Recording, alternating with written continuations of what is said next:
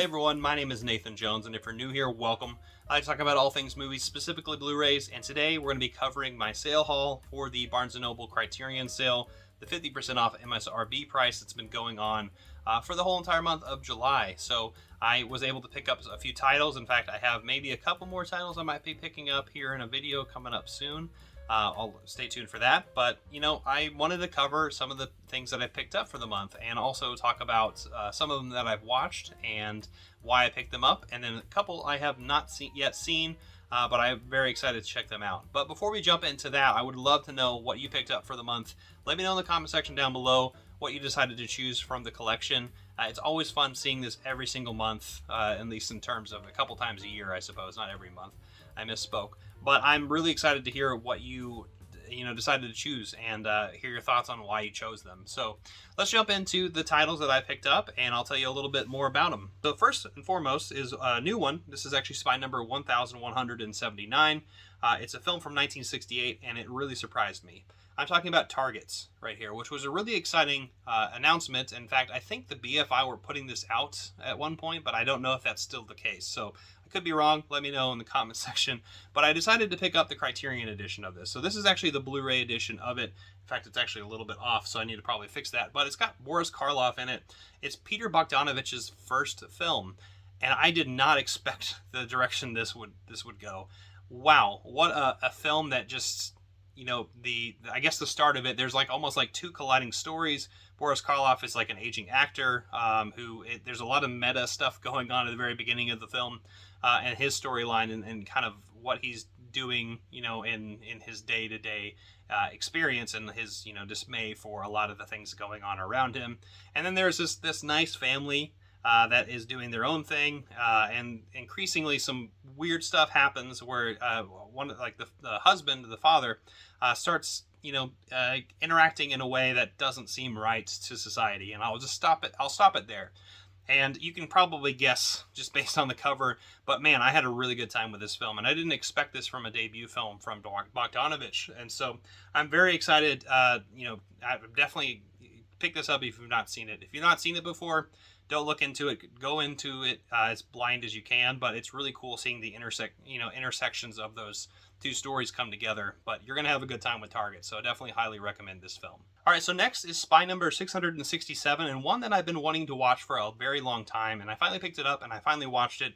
It is Frankenheimer's Seconds. John Frankenheimer. This is starring Rock Hudson, so if you've seen, like Written on the Wind or pretty much any of the films that he had been in those melodramas of the time period. But it's really interesting seeing this science fiction film. I did not expect going the direction it was. The angles of the camera and the paranoia that is really present in here really shows through. I mean, obviously it's the 1960s, so we're dealing with a lot of Cold War paranoia, and science fiction is actually really popular at this time period. And so it's really cool to see it in a very different way. It's not like the claymation side of things. It's not the aliens are coming down to take over. It's not none of that. It's very strange, and I think it's another thing where I'm not going to really explain too much because it's like Targets, where it's really nice to unfold as you watch it. And I really, really enjoyed this film and just the people who were in it. And so it's a gorgeous one too. It was cinematography was by James Wong Howe. That's what I was looking in the back. I just wanted to make sure. The cinematography is just gorgeous in this, and I really love the way the camera really interacts in this film. So I highly recommend Seconds. It's a great science fiction film. I'm just glad that Criterion put this out, and then alongside other science fiction classics. And so keep that up. There needs to be more sci-fi, needs to be more horror. I love that stuff. So Seconds, I definitely recommend this one. All right, so next we're going to talk about our first 4K. This is spy number 1158. And I actually watched this a couple years ago when it came out. It's Power of the Dog. So Jane Campion's Power of the Dog. Really great film. I watched this, of course, on streaming services, and I really, really enjoyed what I saw. It's a post-Western, so it's a Western of sorts, but, we have really great cast here. We have Benedict Cumberbatch, who is on the cover right here, who is one of our main characters. Of course, Kirsten Dunst and Jesse Plemons, who are a real-life couple.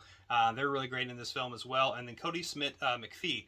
And so it kind of centers around those four characters and their interactions with each other in a very small community and this home. So it's really interesting how everything unfolds. It's been a second since I've seen it, so I'm really looking forward to checking out this version of it on 4K and looking at this and watching the special features. So I definitely wanted to pick this one up because I really enjoyed it back in 2021 when I saw it. So I definitely recommend checking this film out if you've not seen it before. All right, so next is another 4K, one that I actually recently watched for the first time, I think last year. This is Spy Number 1180, and I'm ashamed to say I haven't seen it, but this is from 1991. It is Thelma and Louise, and I haven't even opened up the package. It's still in there. I love these cardboard. This is what I prefer if there's ever going to be an edition. But yeah, it looks like there's a lot of special features on here. But I'm very excited to obviously just see Ridley Scott's film with a whole new light on 4K too, because I had the normal standard Blu-ray that existed. But this is a classic film from the early 90s. We have Susan Sarandon and Gina Davis, who are two main characters here in that final scene that you probably recognize. If you haven't seen it, you know what I'm talking about. But it's two women on the run, and it's just a really great film. It's a really thrilling film. It's a lot of fun. If you've not seen it before, it's definitely worth the time, and it definitely captures the 90s really well. That transition from the 80s to the 90s. But yeah, I'm very excited to check out the 4K of this and watch all the special features. So another recommendation. All right, so next is another 4K, one that I had seen back in 2019 when this came out. And this is Spy Number 1101, and one that is, I would call, an anxiety attack. I'm talking about Uncut Gems. There's Adam Sandler himself. As you know, I'm a big Adam Sandler fan. If you're not aware, Billy Madison's like one of my favorite films. But of course, Uncut Gems is a very different film. It's an anxiety attack on a stick. And I just love how the Safdie brothers, put this film together in a very sporadic way, but a very like there's a lot of things going on all the time, at every second, and there's just a lot of tension at every moment, and I love it. And I love how Julia Fox is in here, and Adina Menzel is also in here. And then, of course, you have Kevin Garnett, of all people, who was in this, which is great. If you're a basketball fan, that's pretty cool.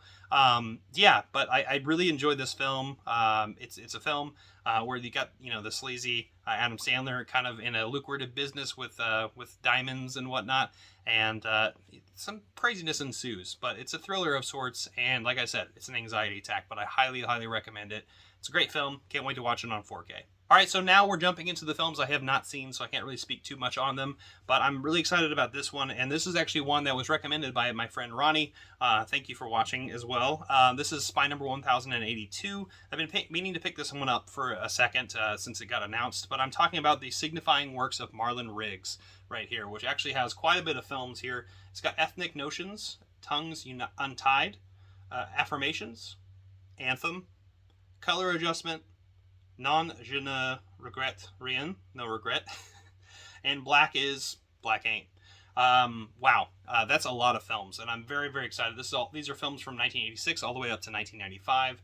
It's actually interesting that it comes in like a case like this, because I guess it's just multiple films on these on these two discs here. But I'm very excited about this and seeing the world of Marlon Riggs, and also just understanding more of I guess the gay and black community and that cultural, integration here, and like that singular voice here. Actually, not even a singular voice, but I guess Marlon Riggs would be the voice here. But I'm very excited about it, and I'm really curious to see the types of films that Marlon Riggs has created. But let me know if you've seen any of his films. I would love to hear your thoughts in the comment section. So Marlon Riggs, I'm excited to check them out. So next is a film that I don't really know much about, but I love the cover and I love the actress in it. So that's the reason I picked it up. It is from 1985. It is Spy Number 1068. And it is directed by Joyce Chopra, and is starring, we have Laura Dern, who is fantastic. And also we have Treat Williams in Smooth Talk. I really love this cover, and that's what blew me away from it. Obviously, like, I love the pink and purple as well. Those are some of my favorite colors. So I like pastels, as you can probably tell behind me with the blue. But it looks like a really interesting 80s film, and I'm very curious to see what this is. And I'm probably going to watch this one pretty soon and see what I think of it. But it's only 91 minutes, so it's a perfect amount of time. So yeah, has anyone seen Smooth Talk? I'd love to know in the comment section. All right, so now we're to another film that I've been wanting to pick up. It's actually got a double release. It's got part 1 and part 2. This is actually Spy Number 496, so it's one of the earlier ones in the collection, and it's Che right here from 2008. And I really don't know much about this, but it is from Steven Soderbergh, of all people, who I'm very curious about this film. So my old roommate had this on the shelf. I've always been curious about it, but I never really pulled the trigger, and I really don't know why. But this one, how I was saying earlier with Smooth Talk, how being it's 91 minutes, this movie is 135 minutes and 136 minutes. So put those together, and you got a long film. So I'm very excited for Che, though, and this is one that it's been escaping me for the longest time. So I'm really glad that I have this in my collection now.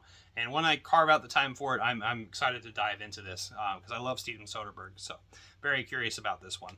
And last but certainly not least is the big purchase of the entire haul, I suppose. And it is this big box set that I always get usually when there's these big box set announcements.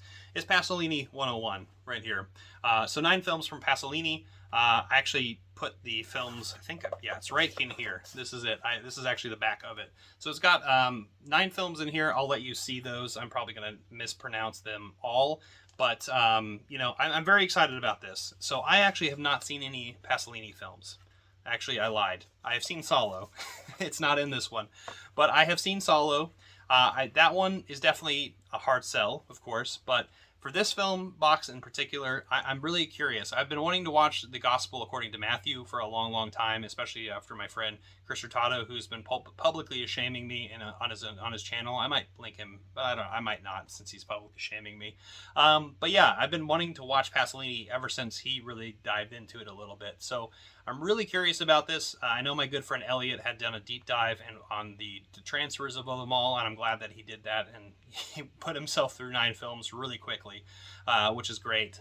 But yeah, I'm really curious about this. I actually took the films out of the packaging because the packaging is a little bit lackluster in terms of, I love the box and the material, but I hate when they put out films that have these dividers. They're almost impossible to take out without smearing. You're going to put your fingerprints on it. You're going to scratch the discs. It's something like that, and I just don't like that. So I put them in a different housing spot, and so I'd like to get some Blu-ray cases, but I kind of put it in one of those CD binders, which is not ideal either, but it's better than this because I can actually get it out of the case. So, but yeah, besides that, I'm very curious to watch some Pasolini, and I know he's a very peculiar filmmaker, so I'm very curious about the types of films he's made. So anyway, what about you? I would love to know in the comment section down below what you decided to choose from in the collection and what you're most excited about. So let me know.